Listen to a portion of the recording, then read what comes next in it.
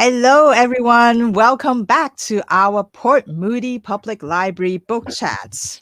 This is actually our last summer episode. I have no idea where the time went, but this is apparently the last week of August. So we're here to talk about for one more week our categories in our adult and teen summer reading club, our Spaceopoly game. So let me bring up all my friends here today that are with me. We got Fiona in space. We have Sadie also in space, I'm assuming, and Liz. And I'm in a void somewhere, I think, in space or some sort of black hole, probably.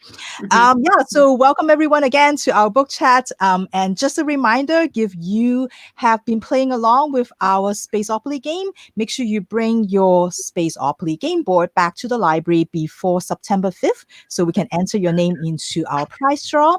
If you are not able to come to the library or if you just want to keep your board for the rest of your year to play along, please keep it and just take a picture of it, and then you can send it to us at an email, askthelibrary@portmoody.ca. Just make sure you do that before September 5th, and we will put your name in for our prize draw for $100 gift card, I believe. Right, I think, yeah. And one prize for teens and one for adults. So make sure you get those game boards in. And this is our last one. I don't know what happened to time this summer. It's very weird. Time has no meaning. Right? It's so just much fun. Just blend into each other.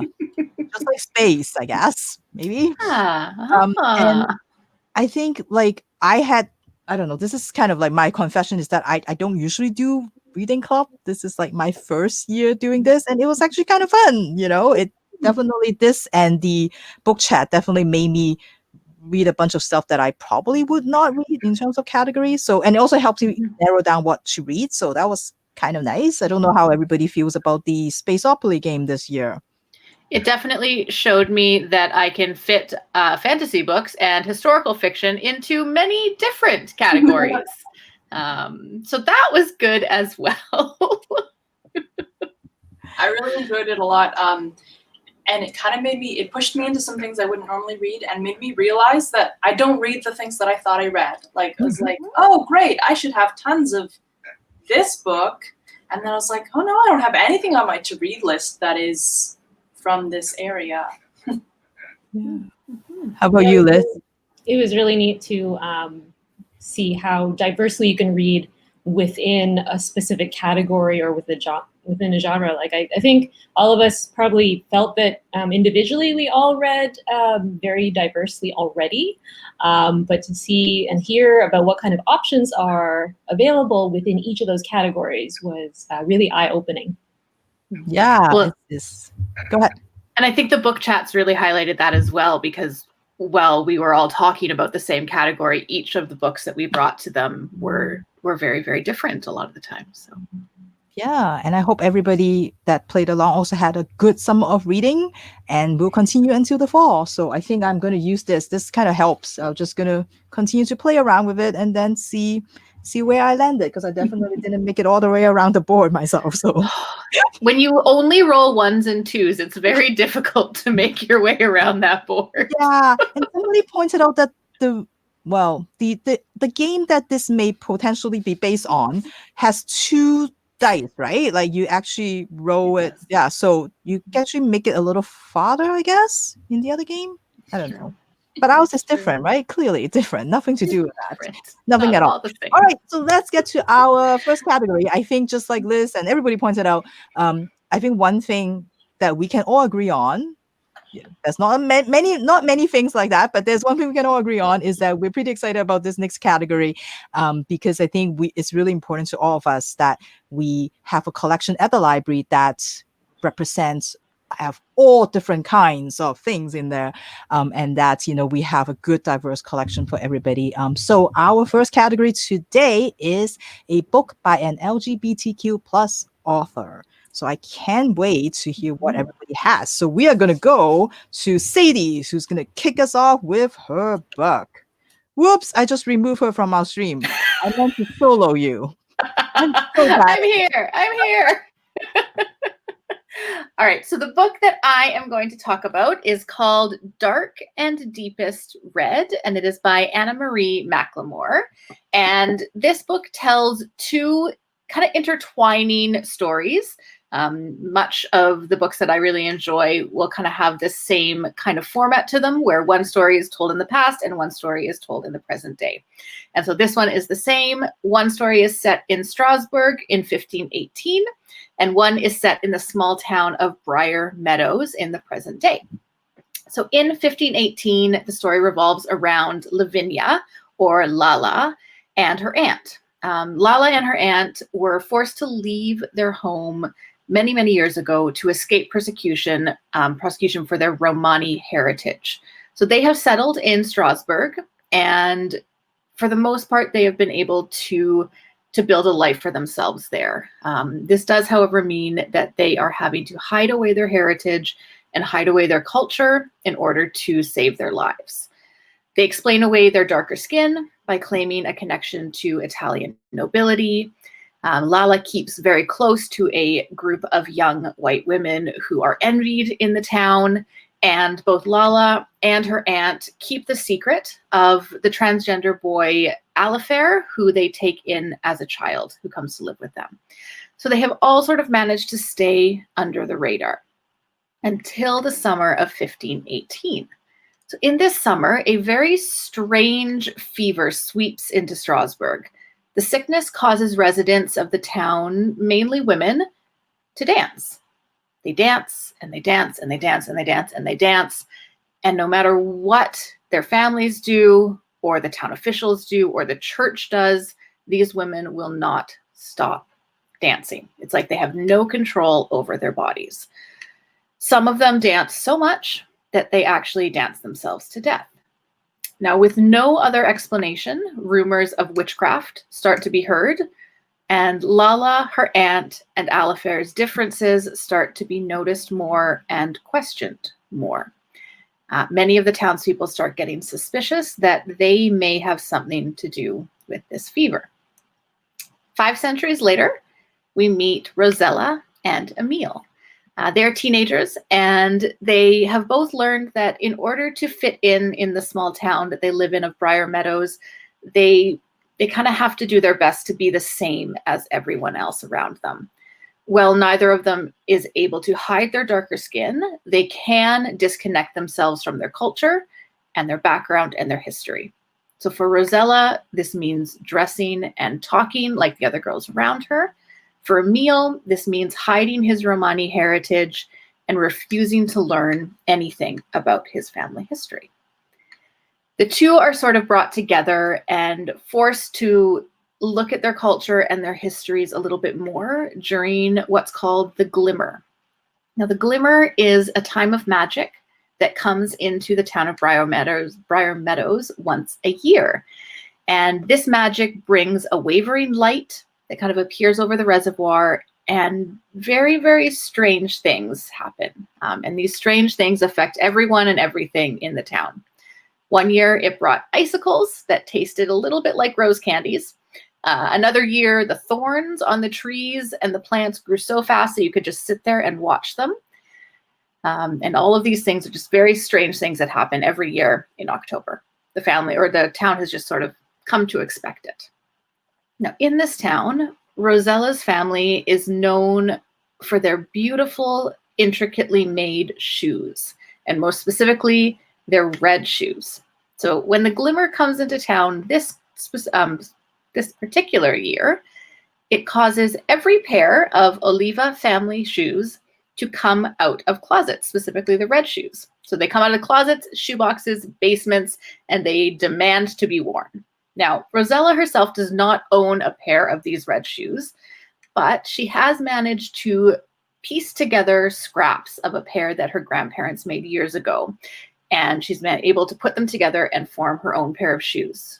But when she puts the shoes on, they start to control her a little bit. And what they start to make her do is dance, frantically dance and not be able to stop.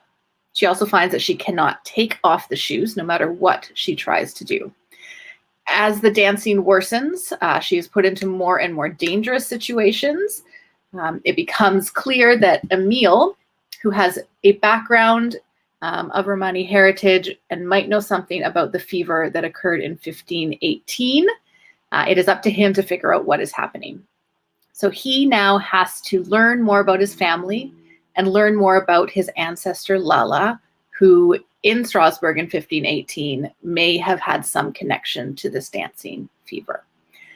Anna Marie Macklemore is a queer, non-binary Latinx author, and they often incorporate their own experiences and backgrounds into the stories they write, which is really great. You kind of get that personal take and personal experience on these situations and on these specific people. Their books always feature Latinx and Spanish-speaking characters, as well as queer characters, which is really wonderful. I found parts of this book kind of difficult to read, mainly due to the persecution that is talked about that some of these characters deal with. I find it's similar if I'm reading books about the Salem witch trials, where I just get so angry and so frustrated with the unfairness and the unjustness of what is happening to these people. But I do think that it is really important stories to tell, and the book itself is really beautifully written. And I think that the stories and the themes are really important, and everyone should read them. So that is my book. That is Dark and Deepest Red by Anna Marie Macklemore.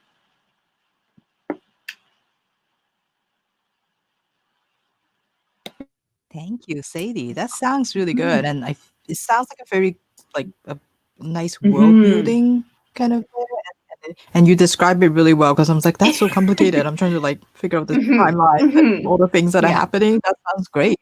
Yeah. Is it like some sort of is it also like It a is. fairy So it's tale the kind of Red tale going Shoes, on I there? think. Or- I don't know if it's a Grimm story or if it's Hans Christian Andersen, but it is a retelling of that fairy tale as well. Yeah. Nice. And I know was it last week that you did the Blade Yes. Sobak? Yes. I am a fan of fairy tale retellings, as you can see. Yeah, definitely like those. That's great. That's great. Nice.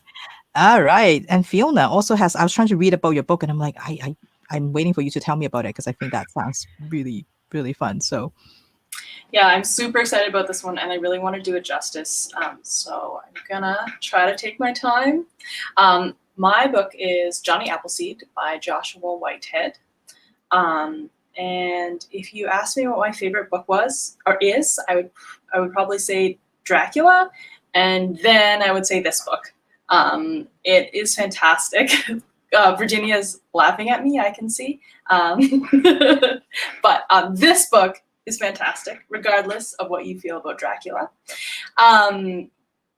It is one of those books that just blew me away at the time and changed my understanding of what a book can be, because it's just so unique and honest. Because I think it really comes from a lot of the author's lived experience. So the protagonist in Jonny Appleseed is Johnny. He is a two-spirit indigiqueer Indian glitter princess. So in that instance, he uses NDN uppercase, which is just a common slang, I think, used for and pronounced Indian. And he considers himself to be a glitter princess. He is currently living off the reserve in the big city, which I'm pretty sure is Winnipeg, but I'm not sure they explicitly say that. And he is working as a cyber sex worker, and he fetishizes his otherness to attract patrons. And so Johnny is doing this work to make ends meet, but I think he also finds it fulfilling. It allows him to explore and reinvent himself in his identity and sexuality in a really sort of expansive way. However, he also finds himself to be disappointed by his his patrons, especially the white male customers who sort of limit his identity and disassociate from his identity from him as a person, and really just sort of sexualize him without seeing him as a person. Jonny is a really unique but very like real and solid character. He's scrappy and resilient, and he lives this precarious life in poverty, like working like not even really paycheck to paycheck, because it's more like e-transfer to e-transfer. But he's not like down on his luck. He's thriving in some aspects of his life. So in the novel, he is called by his mom, who begs him to return home to the res for his stepfather's funeral. So Jonny has 7 days to collect bus fare to get back to the reservation. So the week that follows is filled with reminiscence and scrambling to get that money. Jonny remembers his stepdad's role in squashing any part of Jonny that he saw as not masculine enough. So he sort of has this really conflicted feeling about going home for the funeral of this man who has been there throughout his life, but also played a pretty negative role in how he sees himself. He also remembers his loving relationship with his kokum and his mother, and his first and current love that developed with his friend Tias while he was on the reservation, and then Tias goes with him to the city. Meanwhile, he is working a lot more and eating a lot less, all to sort of scrounge up this money to get back to the res for this funeral. Jonny's journey is about finding a way to be all of himself, both Indian and queer, and how he seems to always be forced to choose one of those things. And whether it's a matter of place, where when he's in the city, he can totally be a glitter princess, but he sort of loses some part of his identity, whereas on the res, he's not allowed to be as queer as he wants to be. So he's sort of trying to find that place where he can really be himself. The book talks a lot about, or looks at poverty, hypermasculinity, colonization of sexual identities, and also has this sort of positive side of joy and finding joy in sort of like unexpected places, more so unexpected, I think, for the reader than Jonny himself. It's a very sex-positive book. It's vivid, triumphant, frank, fierce, and unapologetic. It is very, maybe graphic is the word, so I don't think it's for all readers. If you're a little shy about reading about sex, like definitely don't. It's not for you. But otherwise, I think it's something that people should really put on their to-read list. It was so just like unique, and when we talk about diverse reads, I don't think, like, on one hand, I really felt like it was representative of a lot of people who are struggling in the queer community and have to do jobs like in sex work, which just don't have the safety around them, and being in this position where you maybe don't have the support from family members or community members, and it really, I think, illustrated that precariousness that comes along with some people having and their queer identity, of having to make choices that can alienate you from those supports, but it was also really resilient. So it really represents this, I think, this sliver of queer stories that was just so honest and real, but also not something that I've ever like experienced reading about in a way that wasn't from an outside perspective, that was really sort of like pitying, because Jonny is like so he's just so triumphant and fierce. Yeah, so definitely read it. Joshua Whitehead is the author. He's also identifies as Two-Spirit and Indigiqueer, and he's a poet of Oji Cree from the Pegwa First Nation, Canadian. Yeah, and I'm really looking forward to reading some of his poetry as well. So check it out. Thank you, Fiona. I'm glad you're bringing another Indigenous author in, and of course Canadian, because that's what Fiona does. Always, just like how we try to fit fantasy thing in, and Fiona is bringing different things in, so that's great. Thank you.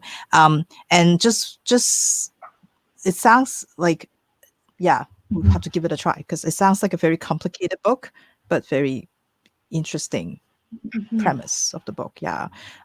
And I think just we were laughing about the whole vampire thing because we just had that conversation about vampires this morning. I think that's why we were all like, vampires. But I just remind me of like this one that I think, Fiona, since you love Dracula apparently so much, which is something that I didn't know and didn't expect either.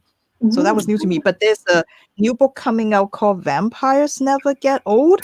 It's a collection of sort of, they basically take the whole vampire kind of thing and turn it into more like sort of diverse kind of voices. So it's a collection of, cool. you got like you got Julie Murphy, you got Rebecca Ronhouse, you got Samira Ahmad, you got a whole bunch of different YA authors in it. So I think that might be something that you might be interested in. Yeah, that sounds amazing.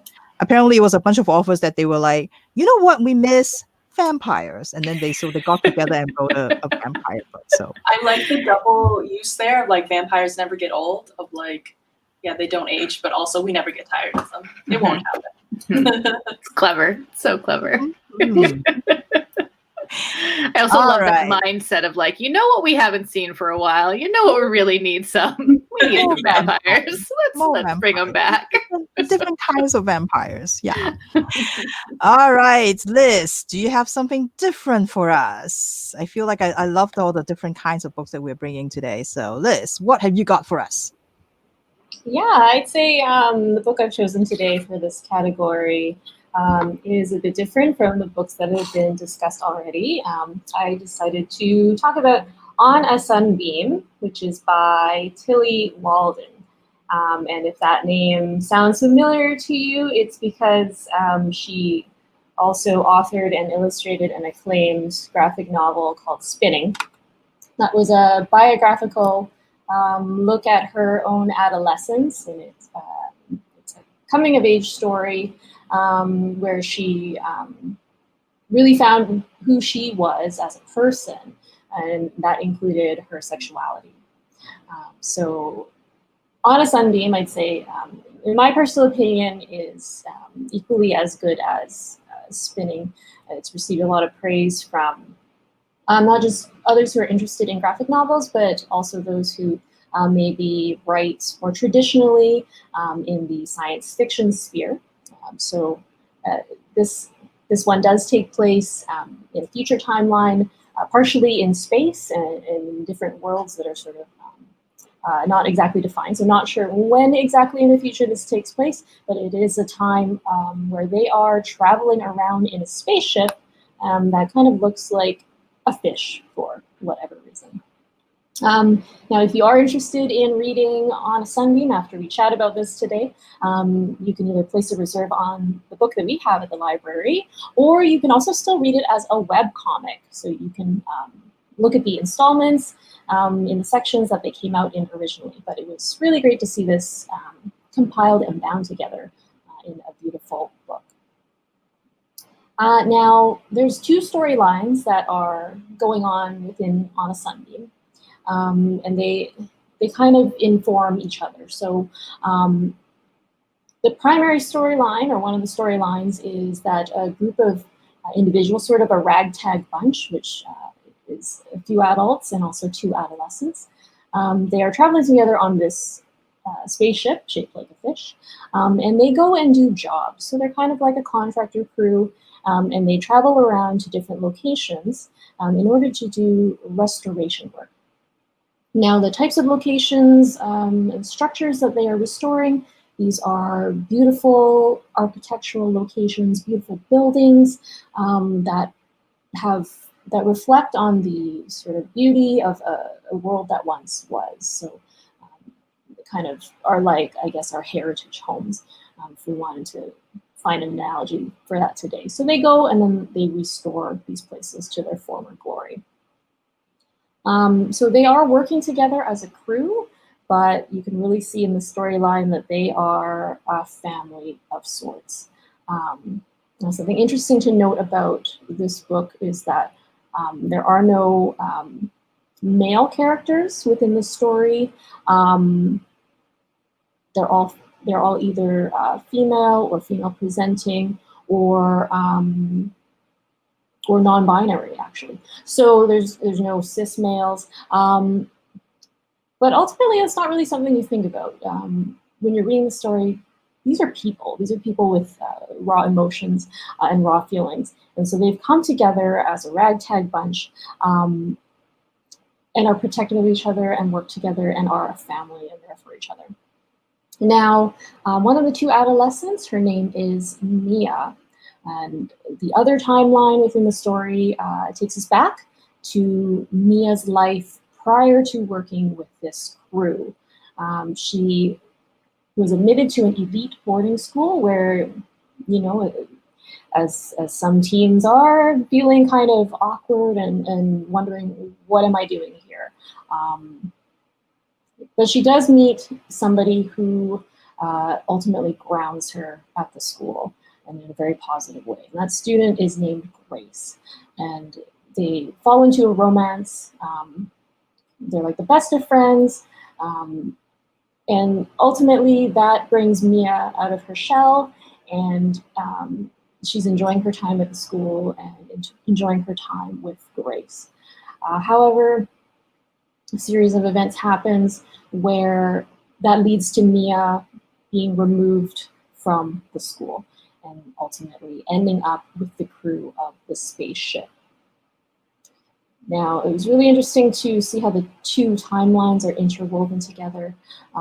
It's not only a story about relationships of all kinds, whether that's romantic or family.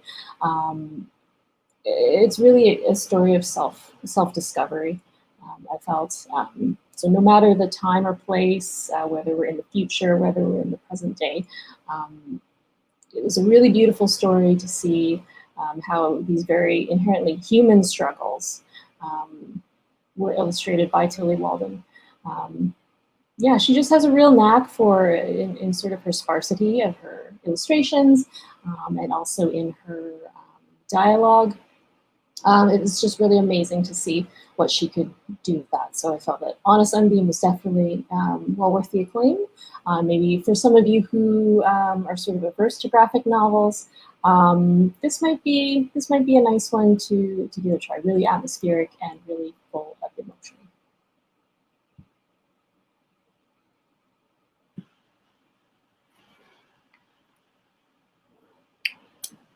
I think you're muted, Virginia. Yes, just saying things. I said I was going to say it's such a Liz book. It's so Liz. I noticed she hit both. I saw that categories too. for today. Yeah, I did Right? notice that. Yeah. She's outdoing all of us. I know, right? All her books. Very diverse picks within each of these Spaceopoly categories. So something for everybody. Yes. That's right. Yeah, it is. All right. And I will go take another sharp turn into something completely different. I'm excited. I'm excited. Right? Let's all do that. Let's all do that. All right. So my book. Okay. So every now and then there is going to be a book that is so charming, so adorable, so cute that it could warm even the darkest hearts in the world. So anybody who is more leaning towards the dark side could still enjoy these books. And this, the one that I have for you, I feel like it's one of those because it's not usually my type of book, but it is so my type of book in so many ways. This is The House in the Cerulean Sea by T.J. Klune. Like I said, this book, I love this book, and it was just probably the biggest surprise for me this year so far in terms of my books that I read. I didn't expect to like this book this much, but I just love this so much. It is going to make you smile. It's going to make you laugh. It's going to make you cry. It's going to make you get all the feelings in this book. So bear with me. If you listen to the premise of the book, you're like, that sounds like a fantasy. It is a little bit of a light fantasy. So the story is about Linus Baker, who is a caseworker for the department in charge of magical youth. So there are kids out there that has magical powers, or they are not quite humans. They're half human, half something else. And all these kids get to, they put these kids in these homes, and they call them orphanages. And what happens is that Linus' job, as a caseworker, is that he goes around to all these different homes to make sure that the kids are safe from the world, that they are safe from each other, and that the kids are really well taken care of. So Linus takes his job pretty seriously. Like, he's a serious person. And he really takes pride on his job. He really believes in the welfare of the children. And so to make sure that the kids are safe, he really goes by the rules. Like, he has this big rule book called the Rules and Regulations for the department. And he loves the rules so much that he actually bought himself an own copy so that he can have this book with him all the time, so he can refer back to it whenever he goes around these orphanages to make sure that the kids are well taken care of. And because he was so, like, his reports are so meticulous, they're so detailed, it's always so objective. The extremely upper management, which is what they actually call, the extremely upper management decided to give Linus a level 4 secret assignment. So they call him up one day and they say, okay, so Linus, tomorrow at 6 o'clock, I want you to get on the train and you're going to visit this special orphanage. You may not have heard of it, but this is a special orphanage that has the kids there are quite special. They're not quite what you have met before. And I want you to go there and spend about a month there. And every week, I want you to send us a report, because we really want to know whether the kids are doing okay. And we want to know how the orphanage is going. And especially, we need you to assess the caretaker, because we're not quite sure if he is good enough or he's fit for this job. So I need you to your honest assessment. So this is really, really important. You can't tell anyone else, secret assignment. So off Linus go the next day. And for our cat lovers in our on our group here, there is a cat. Linus doesn't really have like lots of friends that he could, can cat sit for him. So he brought his cat along on the trip. 6 o'clock, get on the train. And when he got off, he was at the last station. And there was nobody else left. He was the only passenger. And he got off and he was on the platform. No one is there. And then the payphone started ringing. And so he's like, oh, I guess I'll go answer that phone. And so he went there, picked up the phone. And the person on the phone was like, oh, good, you're there. Well, I'm supposed to come pick you up, but I don't want to like wait for you, like in case you don't show up. So, well, now that I know you're there, I'll come pick you up now. And so Linus is like, okay. And then he has some time. So he was like, well, I was told that, when I get off the train, I should read the files, because he was told he was not allowed to open up the files that was given to him by extremely upper management about the orphanage just yet until he gets there. So he figured that he can use some time to familiarize himself or sort of the background of the orphanage. So there was a letter on the top, outlining the assignment again, explaining how, secret this is and how important this is. And they really need him to make a good assessment of it. And then they said, well, we have put these files in the order where which we want you to read them in. So he opened the first file. It was about the kids and also the caretaker. And so the first file was about a 6-year-old boy named Lucy. And so he was like, that's weird. A boy named Lucy. And then he looked farther down and he said, Lucy is short for Lucifer, mother unknown, probably deceased, father the devil, and species of magical youth, the Antichrist. And he's like, oh dear, oh dear, what is it? What is this? And then he started sweating, his heart started beating really fast, and he just flat out fainted right on the platform. And that is just the first child that Linus is going to meet. Like I said, the premise sounds kind of out there, and it is, and that's probably why it attracted me to the book in the first place, because it sounds almost like Miss Peregrine's Home for Peculiar Children kind of book. And so I was like, okay, that sounds good. And then, but once I started reading it, I didn't realize, even though it is such a light fantasy, there's so much heart in this book. It is just such a heartwarming read. The relationships that Linus is going to develop with all the kids, with the caretaker Arthur, are just amazing. They are just so lovely. The kids are hilarious. I'm not going to tell, like I already told you about Lucifer that is going to be there, but there's other kids who are equally interesting, and they're just hilarious. Linus himself, being such a by the book kind of person, he's there, the time that he spent there, he's slowly discovering sort of maybe other side of him that he doesn't know that he has. And just watching him with Arthur and the little budding romance that goes on there, everything is just so sweet, so cute, but also kind of heartwarming, heart-wrenching at the same time. It is such a lovely book. It is like not a book that I think I would like so much, but I just love this book. It's definitely one of my favorite read. TJ Klune himself, he is in his bio, he wanted to make sure that there's accurate representation of queer people, and I think he really did that. I think this is a little different in terms of like he wanted to create a world where like different kinds of relationship could exist, and he definitely did that in this book. It's just so lovely. Everybody, all the personalities, including the cat, even the cat is lovely. So again, this is The House in the Cerulean Sea by TJ Klune. I think it's important that we have on film Virginia saying that the cat Even is the cat lovely. is lovely. I think that's yeah. I think that's an important thing that they take out of all this, is that the cat is lovely. Yeah. I did just put my hold on for that book, so thank you, Virginia. I don't know. I don't go for cute, but this is just, it's like Liz last week when she talked about the check please, right? Like it's kind of like that. It's just so sweet, but also very sad at the same time. And I find, like, I know it's like Pixar movies. I know when I started crying when nothing is happening, like I'm just anticipating something bad is going to happen, and I don't want anything to happen to these people, and I start crying. That's when I know I'm like fully invested in the book. So I was crying all my way through, like, but it's also very funny. So I don't know. Yeah. Anyway. All right.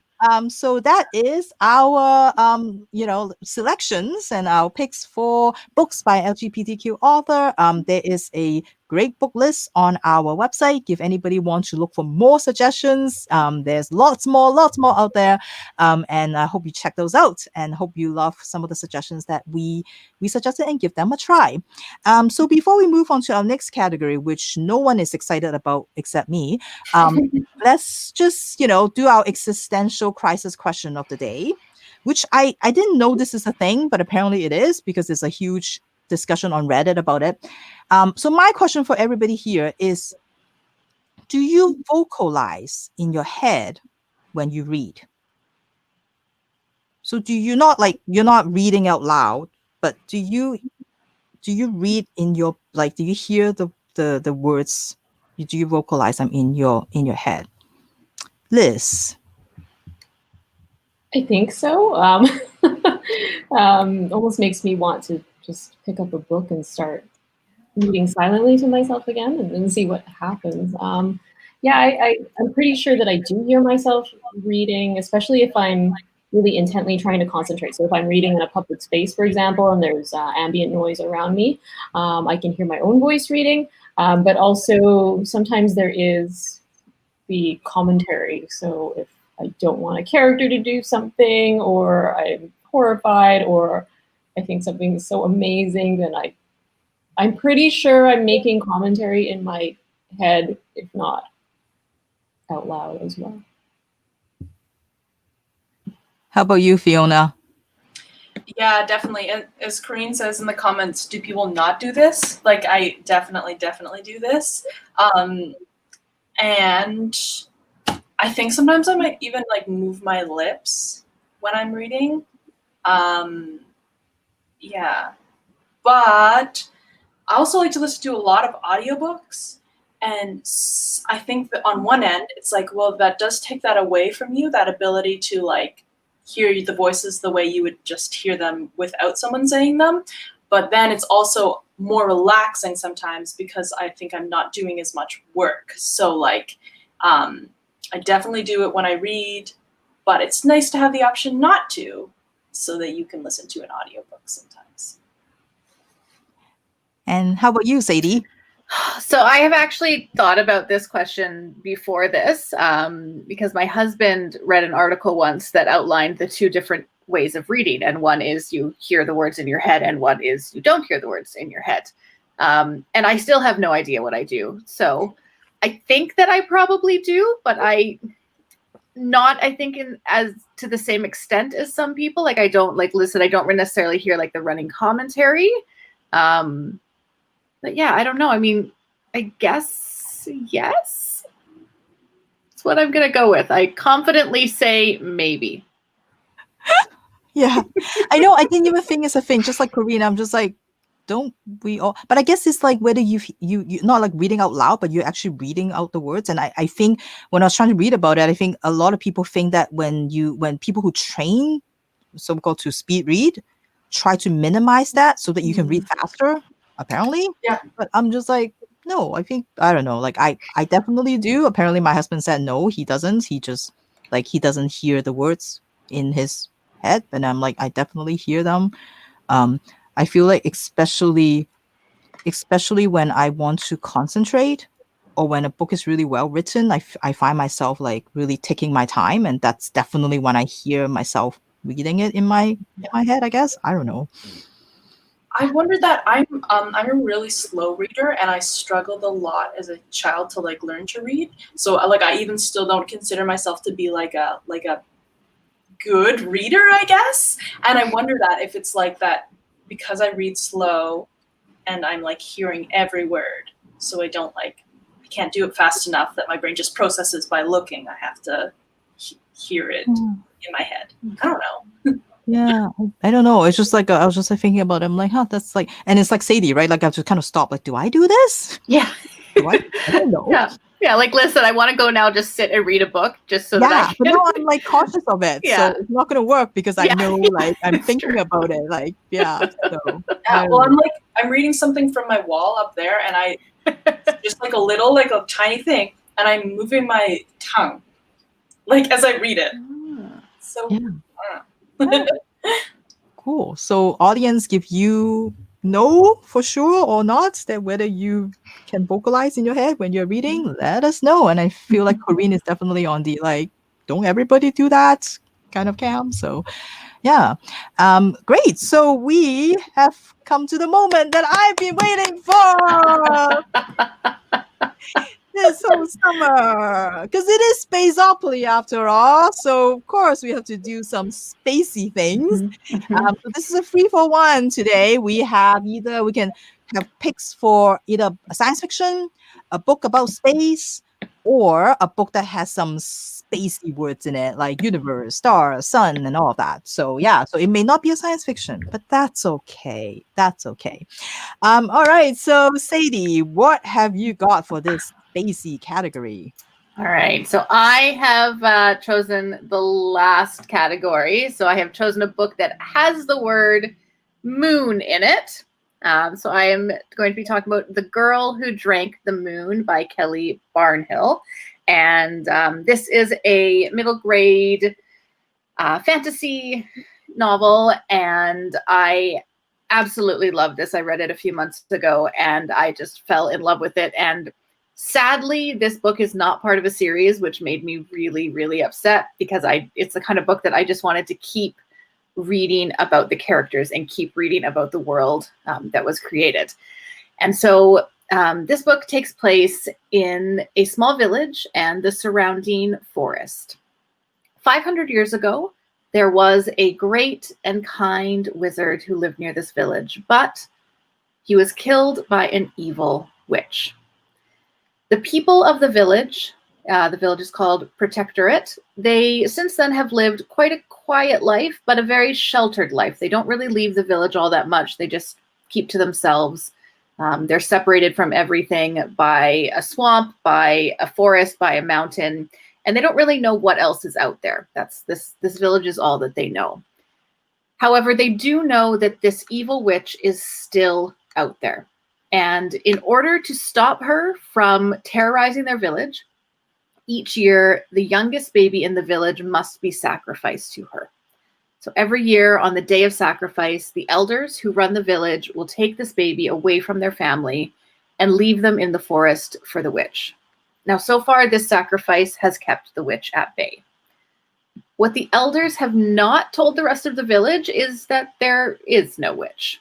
They leave the baby in the forest and walk away and don't really think anything more about it. So deep in the forest lives Zan. And Zan lives happily in her cottage with her swamp monster named Glurk and a perfectly tiny dragon named Firion. Zan is a witch, but she's not the evil witch that people of the Protectorate believe her to be. So every year, Zan leaves her home and makes the journey into the forest to retrieve the child that has been left in the woods. Zan is not quite sure why people of this village continue to leave children in the forest. She really doesn't know, but she does her best not to judge these mothers or these parents who leave this child here. She figures that they just must not be able to care for it. And so she takes the child, and every year she takes a journey to the free cities where she finds a family who can adopt the baby and raise them. On their way to the free cities, she feeds the baby on starlight, which makes these star children kind and caring and just wonderful children and adults. So one year, the mother of the sacrificed child does not give her baby over willingly. She screams, she hides, she refuses to hand over her daughter. The child is still taken, and the mother, who is proclaimed a madwoman, is locked away by the Sisters of the Star, who are a group of female soldiers who provide justice and policing for this village. So this year, when Zan finds the child, she is absolutely captivated by her. She can't stop looking at her. And on her journey to the free city, she is so distracted that she accidentally feeds the child moonlight instead of starlight. Knowing that this will give the child unbelievable magic, Zan decides that she can't responsibly give this child to a family who doesn't know anything about magic. So she decides that she is going to take the child and raise the child for herself. She names this child Luna. And she starts to raise this girl with the help from Glurk, her swamp monster, and Firion, her perfectly tiny dragon. Now, as Luna ages, it becomes clear to Zan that this small child is not going to be able to control this unbelievable magic that she has. So Zan decides to lock away Luna's magic until she is 13. Now, through this process, Zan also learns that once Luna comes into her powers, that means that Zan will have to die. Now, back in this village of Protectorate, Antane, who is an elder in training, is haunted by his experience with this distraught mother that he witnessed when he was a child. And over the years, he distances himself from the elders. He decides that he does not want to be an elder, but he realizes that if he is going to have a family one day, and if his family is going to live happily, he has to do something to stop this witch from taking the children. And the only way that he figures to do this is to kill the witch. So as Luna ages, her magic starts to come out a bit more. She's not quite sure what's happening. She experiences kind of dizzy spells, lost time, strange dreams. But no matter what she reads, so her grandmother Zan has given her all of these books to read, but no matter what she reads, she finds no mention of magic, almost as if the word itself has been removed from everything and magic has been completely removed from her life. Now, Zan continues to get sicker and sicker and sicker, and Luna starts to worry about her. So one day while Zan is out delivering a child to the Free Cities, Luna fears that she might be in danger. So she leaves her cottage home and goes in search of her grandmother. Now on the same day, Antane also decides that he is going to go out into the forest and kill this witch. That is where I'm going to leave this story. It is absolutely hilarious. I was laughing out loud within the first few pages of it. The humor of it is really good. The characters are really, really likable and engaging. I mean, when you have a swamp monster named Glurk and a perfectly tiny dragon named Furion, how can you go wrong? The dragon doesn't understand that he's not normal sized. He believes himself to be a gigantic dragon, and that is just who he is. So it's a wonderful story. Like I said, I am so sad that there is not another book that follows this one, because I love the world. I love the characters. It's a middle grade book, but it is definitely enjoyable and readable by people of all ages. So again, that is The Girl Who Drank the Moon by Kelly Barnhill.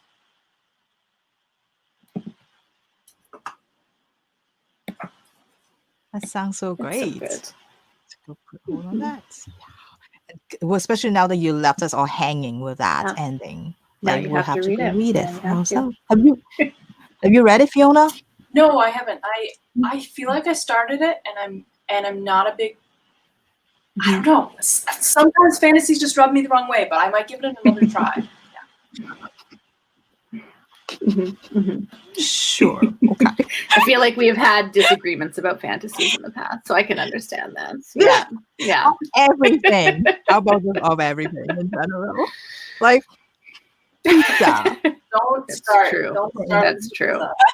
You're throwing yourself under the bus there, Virginia. Yeah, especially pineapples on pizza. Anyway, Fiona, what have you got for us today? Yeah, I'm super excited about my pick because I was gonna try to pick something like smart and really spacey-ish, but instead I just chose something that I love.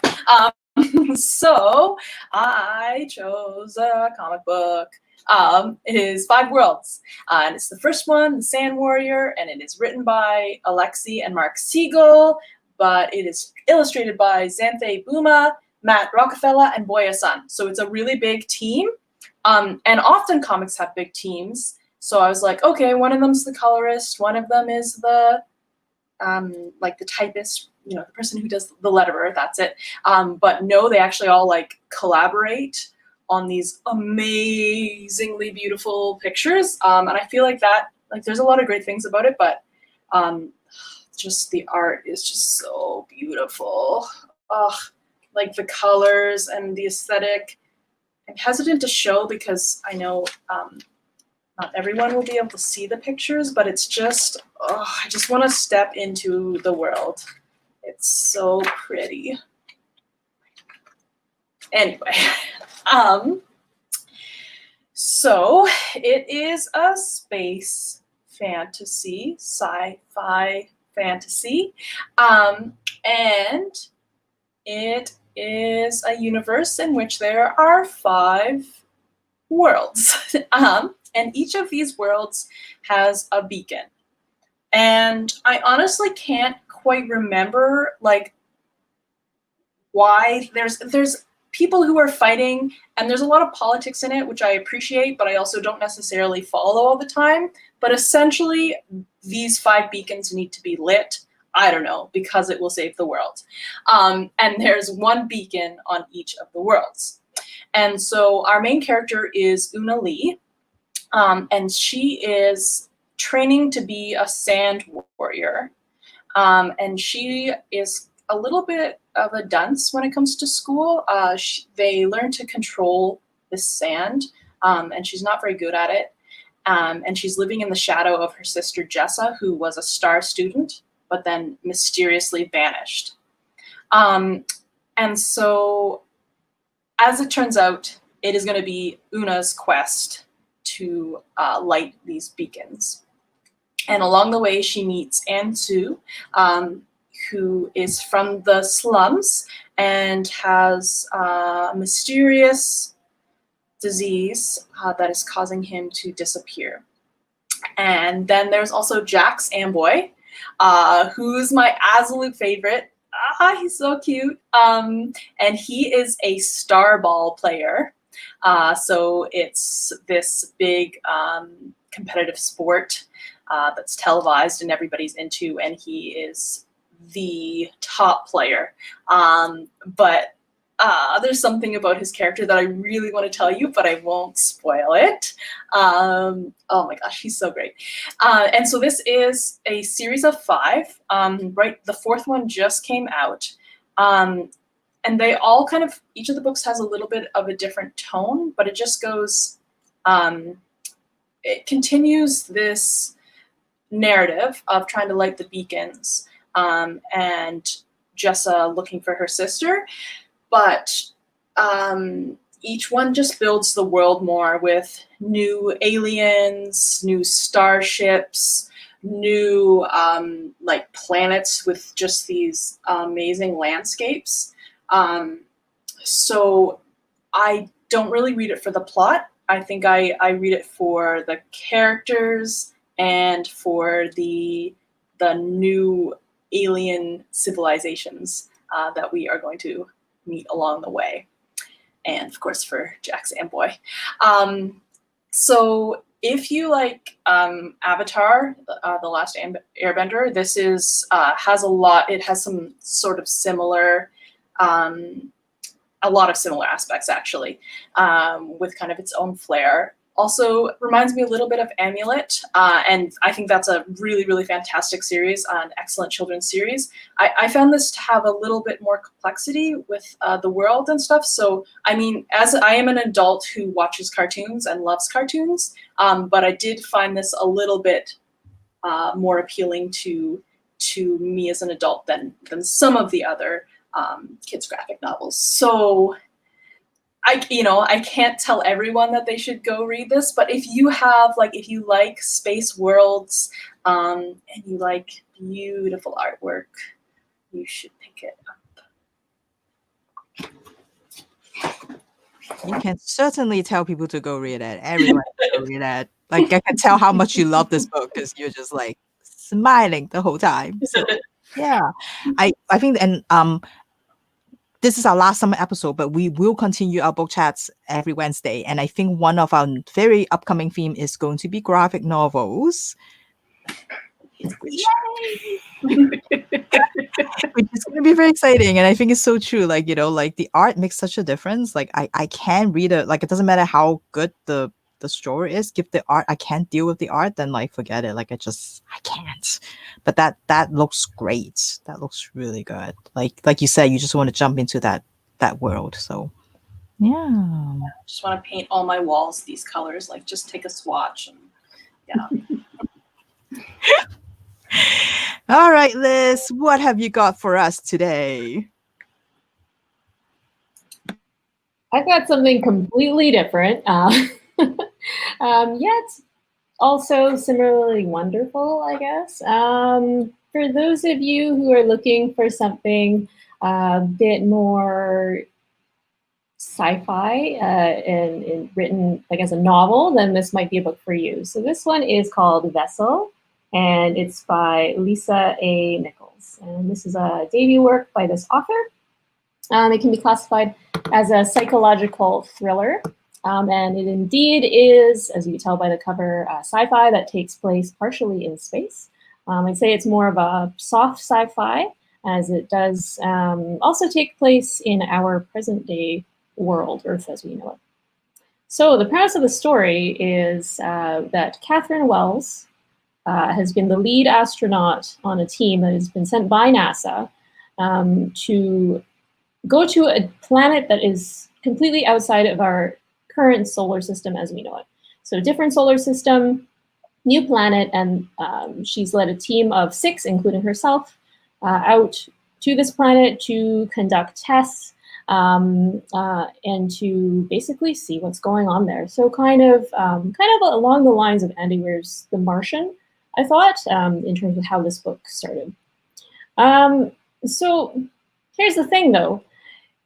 It's been 9 years since this mission has set out. They're 3 years late in returning. And when they finally do, when the spacecraft finally comes back to Earth, Catherine is the only one left on the spaceship. So nobody else has returned. She's the only person who's come back and is the sole survivor. Now, unfortunately, she doesn't remember what happened to the other 5 people in her crew. Not only is that a huge problem because we just lost some people in space, but NASA is also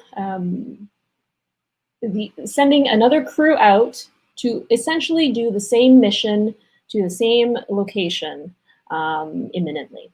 So, of course, before they send out this new crew, they want answers from Catherine. What happened to your crew? What happened to the mission?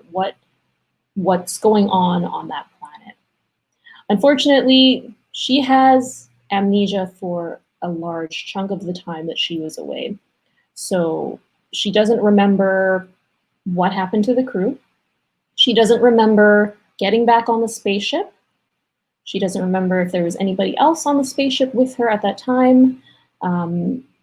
She only remembers the initial part of the mission where her entire crew was alive and had arrived, and as well as her the closest time prior to re-entering the Earth's atmosphere, essentially being by herself, solitary on the spaceship, trying to communicate with Earth as she's attempting to make her way home.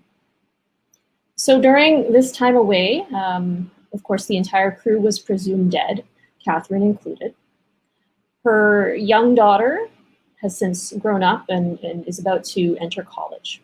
So a lot has changed within her life. She grew up without her mother. And her husband has dealt with his loss and is about to remarry.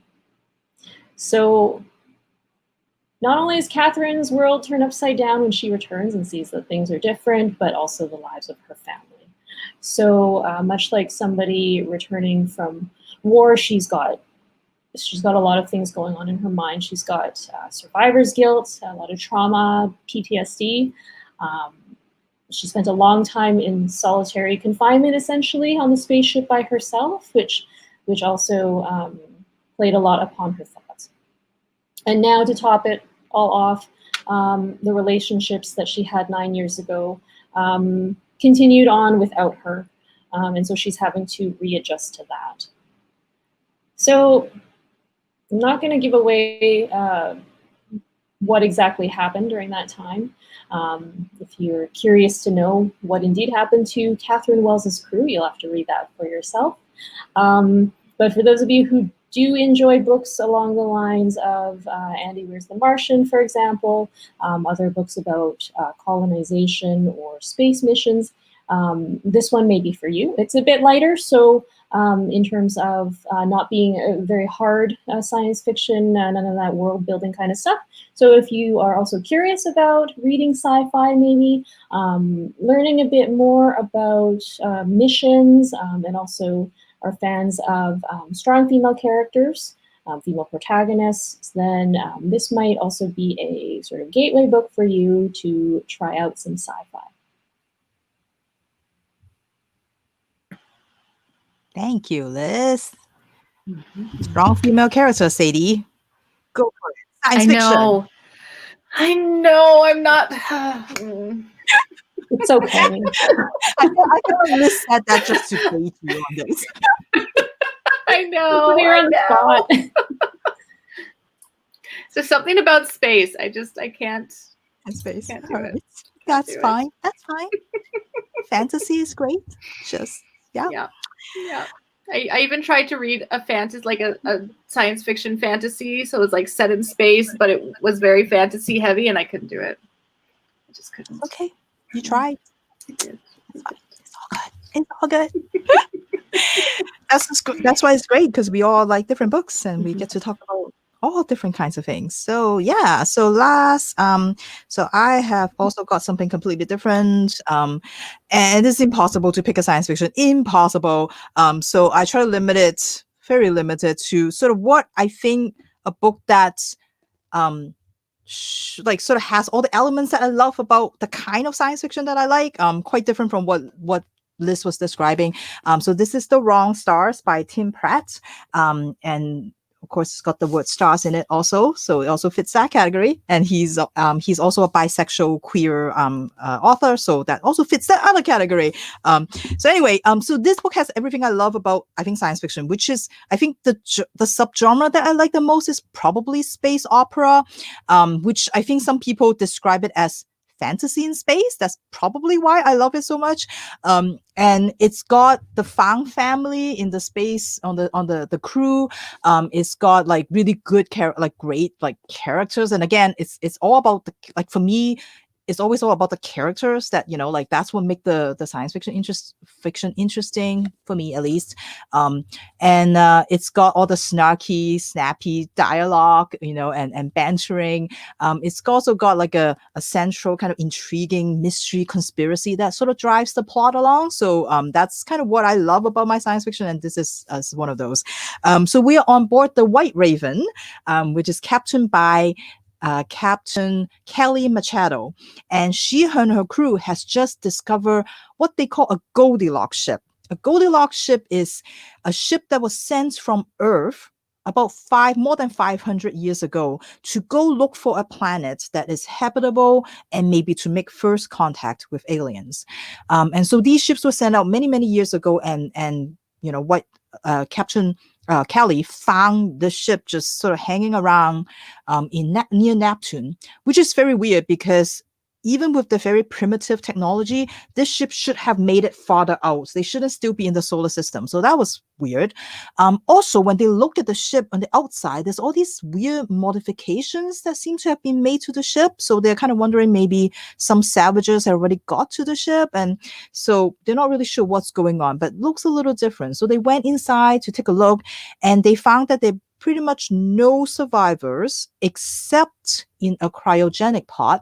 There is one person in there, and she is Dr. Elena O.